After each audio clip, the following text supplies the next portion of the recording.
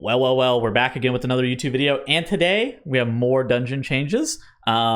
Surprisingly enough, Blizzard has done another round of dungeon tuning and kind of hitting some of the problem points in a couple of dungeons and hitting some kind of rather weird abilities in some others, but nevertheless, I'm glad to see that they are actively looking to tune dungeons in ways that they should. So without further ado, let's take a look and see what they've done. So first and foremost, we have a Tyrannical change, which, thank God, honestly, it really needed to happen. So with regional restarts, bosses now gain 30% increased health whenever the Tyrannical affix is active, and it was previously 40.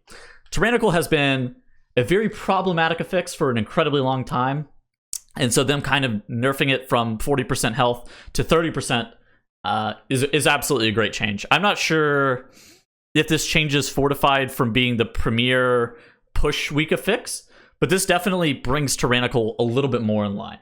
Already, Tyrannical was already hard on a few bosses. Like, there are bosses that just aren't designed well for Tyrannical, like bosses that summon ads, such as Zav, which has the banners, or like Surgeon Stitchflesh, which has the ads, and then like bosses that shield themselves, such as Hakar or Nalthor. And it's just like, all right, Tyrannical is a bit oppressive on these fights. But so it's definitely not going to change on that, but at least them nerfing it down to 30% from 40 brings it more in line than it was previously.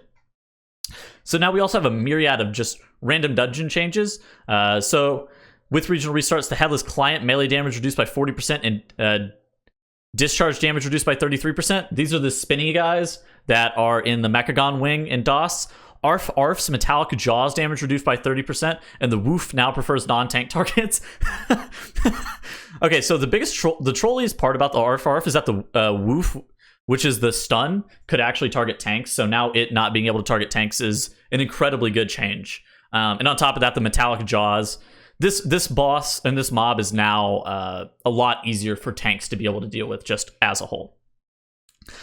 And the last thing that DOS has coming is really surprising, because I'm surprised they didn't hit the bosses in this dungeon. But the Atali Deathwalker, melee reduced by 25% and the Gushing Wound is now cast less frequently. This mob is the Bladestorm guy in the Hakar wing. It's very strange that this is the mob that they chose to nerf. It makes me question, where are the Hakar nerfs? Where are the Dealer Zaeva nerfs? Those bosses definitely need to get knocked down a little bit, but you know, I'll take what I can get, honestly. Next thing, Mist of Tyrannical, the Drust Soul Cleaver Soul Split damage reduced by 40%. The Soul Cleaver is the mob that puts that melee on him that'll heal himself at the very beginning of the dungeon. It's the mob that people mind control and take into the first boss. Is that mob. The Soul Split damage being reduced by 40% is a fine change in my mind. I don't think it was necessary, but I guess it's fine. Plaguefall, Rotting Slime Claws, Corroding Claws damage reduced by 50%. This is a great change. So this mob is the one that puts that disease on your tank, the Corroding Claws, and it's a disease that reduces their max HP, but mostly the Slime Claws just do a stupid amount of damage. They're like little ghoul mobs, and yeah. So this mob definitely needed a slight nerf on this ability. So this is a pretty reasonable change for Plaguefall. Sanguine Depths, unsurprisingly, needs a few more changes, but the changes that they are bringing are weird. So first off, they have the Chamber Sentinel Severing Slice initial damage reduced by 50%. This is a frontal. I don't know why they're changing this. Why are they nerfing a frontal? I'll never understand, but it is what it is. Frenzy Ghouls cast Shadow Claws less frequently. This needed to happen. Those Frenzy Ghouls, their Shadow Claws ability actually is just way too much damage for tanks to be able to deal with, and it needed to be nerfed. So them making it cast less frequently, I think, is a great change. It allows you to actually have some outplay for the Frenzy Ghouls as opposed to just getting murdered by them. The last thing is the Insatiable Brute Slam damage reduced by 21% and it's cast less frequently. That is the tank ability, which he slams the tank. So, I mean, that's a good change. It's not exactly... I wouldn't have said that this is mandatory. This is what I would have changed if I was looking to change anything in Sanguine Depths again. But this is definitely something that you could absolutely look at to change. Next thing is Spires of Ascension. Ether Divers cast Insidious Venom less frequently. This is the cast that goes on the tank. I feel like if you're not kicking this is a pretty dangerous ability, but if you were actively kicking the Ether Divers, then they're not too bad. I think that the Insidious Venom getting cast less frequently is a fine change. I didn't think it was necessary, but I'm not going to complain. The Dark Lash cast time increased to 2 seconds, was 1.5. This is a kick. This will reduce the damage that is going to be on your tank by a pretty significant amount, because the Dark Lash is just going to go out less frequently and you're not going to have to kick it as much. There are times where there aren't enough kicks to be allocated to the Dark Lash, because you need to kick things such as Burden of Knowledge, Fist, Rebellious Fist, the Mender's casts. Like, you need to be able to kick those. So the Dark Lash doesn't always have an assigned kick and was going off in the tank a lot. So I think that this was probably the reason that they're nerfing the cast time or increasing it. Honestly, fine change.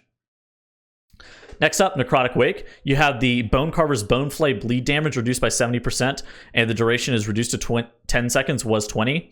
The bleed in here on the Bone Carver was unreal for your tank, especially while they were tanking other mobs, to the point where they would only be able to take like the Bone Carvers by themselves, and they wouldn't be able to do anything else with them. So this is a pretty reasonable change. Another nerf to Necrotic Wake. They've actually gone through and nerfed even more. So they also bug fixed something with the Bone Carver, and then now they also have the Skeletal Marauder. They cast the Gruesome Cleave less frequently. The Marauder is the guy that puts the Bone Shield on himself, and that if you kill the shield, then you end up just like killing the mob. So he casts the Cleave, the Frontal, less frequently. This is a fine change. I don't think that this is a super controversial change at all. And then the last dungeon, we have Theater of Pain. And with regional restarts, the Unyielding Continuous Vicious Strike reduced by 20%. I didn't feel like this was like super needed, but honestly, this is a fine change. This is just going to reduce the amount of tank damage that's going on. And then Ossified Conscripts cast Cruel Slash less frequently. I think that this is a fine change as well. I'm surprised that they didn't nerf some of the champions. I'm surprised that they didn't nerf the... Oh goodness, what is her name? The girl with the shield that does the bleed on people. I'm surprised that they didn't nerf her and her little slam. And I'm also surprised that they didn't nerf like the Severing Strikes that goes on your tank as well from the mini boss. I'm surprised that they didn't hit the mini boss stuff at all. But as a whole, I think that these two changes in Theater of Pain, while kind of weird, they are fine. Developers note as well, we've noticed tanks in Mythic Keystone dungeons feel pressure to spend more time running away and less time actually tanking than we like. In an effort to address this, we're dialing back the tank damage and number of dungeon denizens we provide.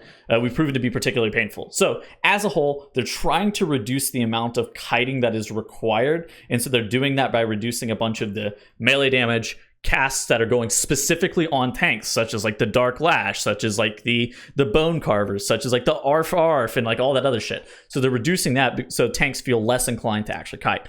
And honestly, this is actually a really smart change by Blizzard. I think that there are a couple things that I would have hit instead, or not instead, but like I would have hit in addition to this, like bosses and a couple of other stuff. But the amount that they're dialing back and at least trying to make tanks not have to kite as much is an absolutely great change. On top of that, Tyrannical definitely needed to be looked at. I want to see how it feels on 30% increased health as opposed to 40. I don't think it's going to be better than Fortified is my general thoughts and assumptions. However, I do think it will be better than it currently is, which is what was hoped for and what was desired. So that's that. Those are all the changes that we actually have with this week's weekly restart. Of course, it will be a Fortified week. It won't be a Tyrannical week, but nevertheless, we'll be able to see Tyrannical in the future. Hopefully, tanks have to kite significantly less, and hopefully these changes continue. And I hope that Blizzard sees these positive reviews and continues to make more changes and advancements in the right direction with how their dungeons feel to play. So with that said, this is the end of this video. I hope you guys all have a great rest of your day, and I will see you guys in the next video.